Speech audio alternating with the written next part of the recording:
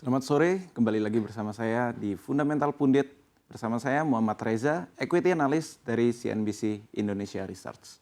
Sore hari ini kita akan membahas sebuah emiten yang sangat menarik dengan adanya pertumbuhan laba bersih kuartal pertama 2023-nya sebesar 700% lebih. Emiten ini membukukan laba bersih kuartal pertama sebesar 109 miliar rupiah sehingga emiten ini berpotensi untuk mengalami turnaround dari kerugian yang terjadi pada saat pandemi 2020 dan recovery baru terlihat pada 2022 dan pertumbuhan laba bersih mulai terlihat pada tahun kuartal pertama 2023 ini. Langsung saja kita saksikan perdagangan saham BES pada sore hari ini.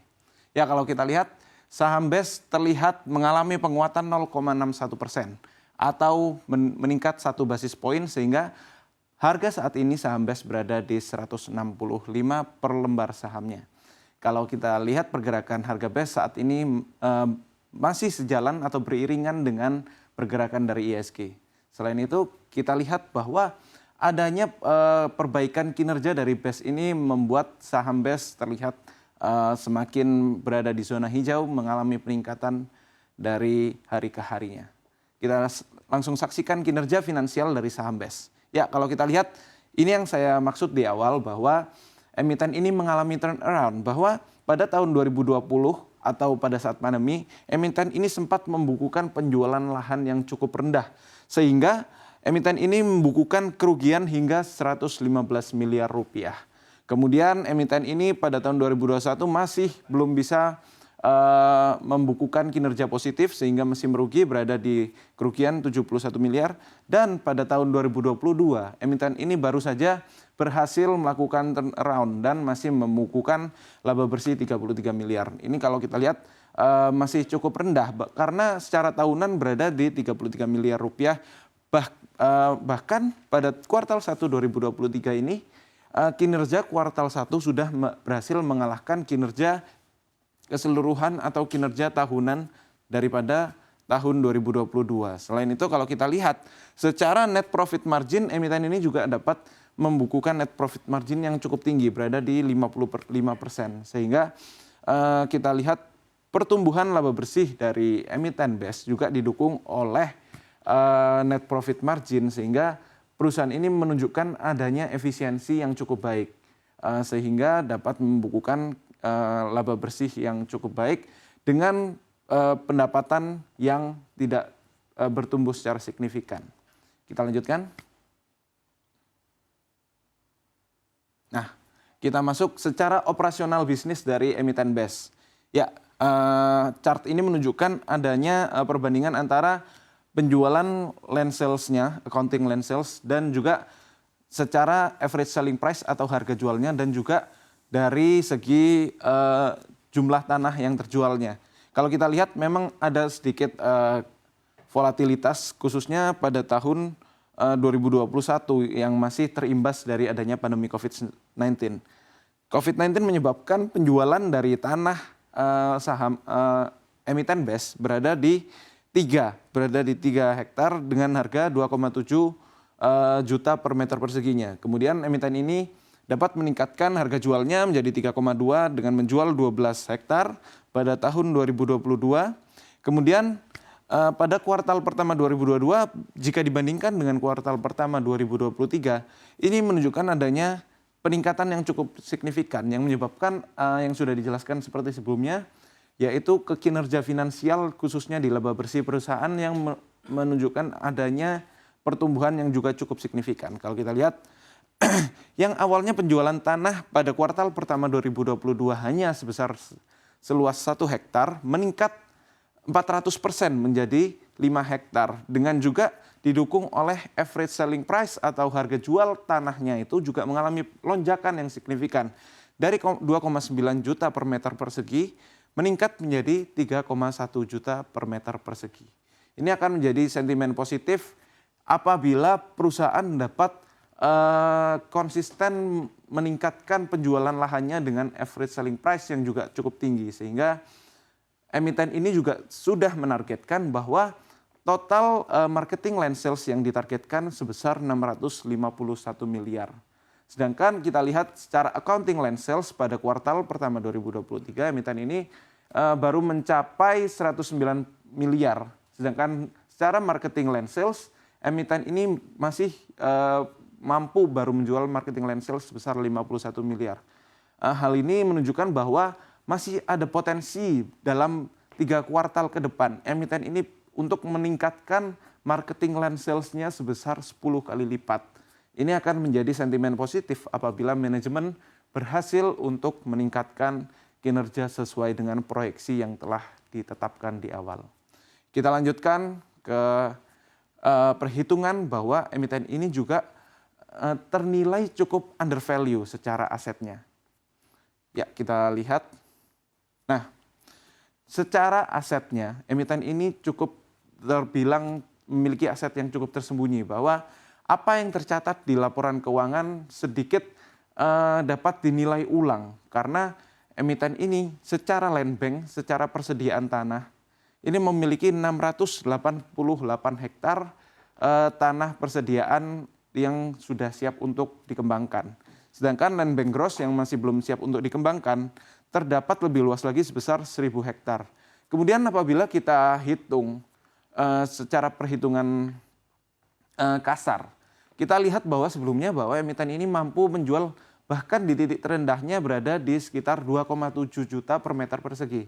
Jadi kita gunakan asumsi bahwa harga tanah dari lahan yang dimiliki BES kita gunakan dengan harga 1 juta rupiah per meter perseginya. Dan kita kalikan dengan jumlah land bank yang dimiliki sebesar 6,8 juta meter persegi, sehingga kita dapat menemukan bahwa emiten ini memiliki aset 6,88 triliun secara aset yang bersihnya, aset yang siap untuk dikembangkan. Kemudian terdapat juga land bank yang gross, kita gunakan asumsi yang lebih konservatif lagi.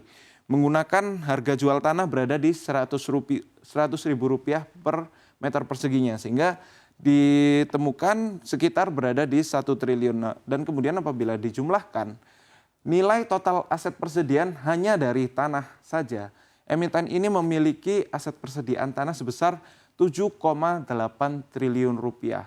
Ini menunjukkan bahwa emiten ini cukup undervalue atau memiliki aset terpendam. Apabila digunakan kategorisasi oleh Peter Lynch, ini tergolong sebagai dalam emiten yang asset play. Sehingga emiten ini juga saat ini berada memiliki market cap atau kapitalisasi pasar sebesar 1,6 triliun. Sedangkan dari aset tanah saja, emiten ini memiliki aset tanah mencapai 7,8 triliun. Belum aset-aset yang lain. Dan juga mungkin sambil kita lihat di slide selanjutnya, juga utang emiten ini yang cukup rendah, sehingga emiten ini dapat terkategori sebagai emiten yang undervalue. Ya, kita lanjut, kita masuk dulu ke potensi dari pertumbuhan peningkatan dari investasi asing yang masuk ke Indonesia. Kalau kita lihat, memang Indonesia mengalami pertumbuhan investasi yang cukup signifikan dari tahun ke tahun. Terlihat dari komitmen pemerintahan dalam meningkatkan investasi asing dengan adanya kemarin, kebijakan dari Omnibus Law dan lain sebagainya, hilirisasi dan penanaman modal asing mengalami peningkatan yang cukup signifikan. Kalau kita lihat, foreign investment yang masuk ke Indonesia terus mengalami peningkatan dari tahun ke tahunnya. Dari khususnya pada tahun 2022 ini mengalami peningkatan yang cukup signifikan, meningkat sekitar 20 poin, sehingga ini menjadi sentimen positif. Kemudian Indonesia juga masih berpotensi untuk mendatangkan investasi asing masuk ke Indonesia pada tahun 2023. Apabila kita annualize atau kita setahunkan, ini masih akan bertumbuh pada tahun 2023. Mengingat pada kuartal 1 2023 emiten ini menunjukkan adanya pertumbuhan foreign investment yang mencapai 21,89. Hal ini akan menjadi sentimen positif untuk perusahaan BES yang bisnisnya berjualan khususnya untuk lahan-lahan perindustrian, sehingga asing yang akan berinvestasi di Indonesia akan berpotensi untuk meletakkan pabriknya berada di Bekasi Fajar, sehingga peningkatan dari FDI atau investasi asing ini akan menjadi sentimen positif untuk emiten BES. Sehingga emiten ini masih berpotensi untuk mencapai target yang sudah ditetapkan oleh manajemen untuk mencapai marketing land sales mencapai 651 miliar. Kita lanjutkan.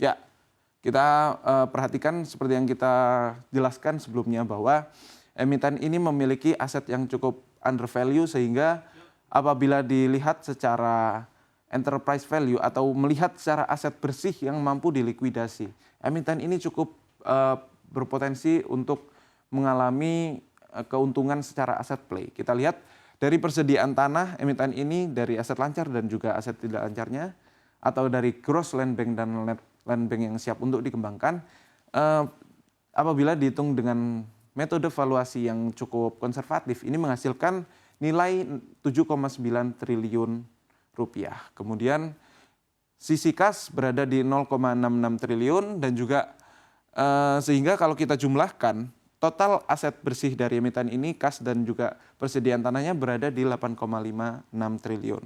Kemudian utang dari BES berada di 1,6 triliun. Sehingga aset bersih berada di 6,96 triliun, sedangkan market cap dari BES saat ini masih berada di 1,5 triliun. Sehingga terdapat potensi gain sebesar 364% dari emiten BES. Ini cukup menarik mengingat potensi keuntungannya hingga multi-bagger 364% apabila kita asumsikan emiten ini dapat meningkatkan harga sahamnya setara dengan nilai dari aset bersih yang dimiliki oleh perseroan dengan metode valuasi yang sudah dijelaskan sebelumnya. Bahkan ketika kita masih menggunakan margin of safety sebesar 30%, emiten ini masih berpotensi untuk menghasilkan keuntungan dari capital gain sebesar 214% keuntungan.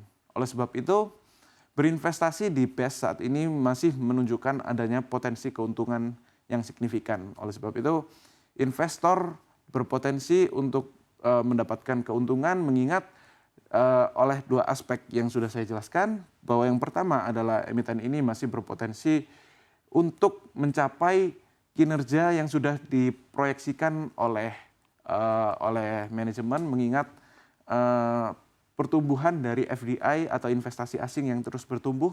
Dan poin kedua adalah aset yang perusahaan yang masih dimiliki itu cukup undervalue sehingga ketika harga sahamnya dapat mengikuti dari nilai aset yang dimiliki atau mungkin kita bisa menyebutnya dengan price to book value-nya dapat mencapai nilai sesuai dengan aset bersih yang dimiliki oleh perseroan, maka harga sahamnya akan berpotensi untuk mengalami kenaikan hingga multi-bagger. Ya, sekian penjelasan terkait emiten BES. Keputusan investasi tetap ada di tangan Anda. Saya kembalikan ke Sasa. Terima kasih.